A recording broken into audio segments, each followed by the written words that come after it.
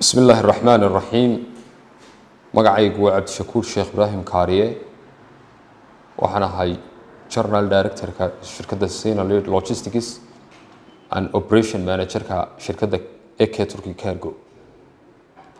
Shirkadda Hanti Jire Consulting waa shirkad ka shaqeysa bixinta adeegyada hogaaminta tolmoon, tababaridda hogaaminta tolmoon oo adeegida macaamiisha iyo dhisidda istiraatiijiyadda. haddaanu nahay shirkadaha Sina Logistics iyo AK Turkey Cargo waxay nagala shaqeysay Hanti Jire Consulting tababaridda hogaaminta tolmoon iyo daryeelidda macaamiisha. haddaba waxaan kula talinayaa shirkadaha soo kobcaya ee waddanka sida iyadoo kale inay ka faa'iideystaan adeegga tababareed ee ay bixiso shirkadda Hanti Jire Consulting. Waad mahadsantihiin.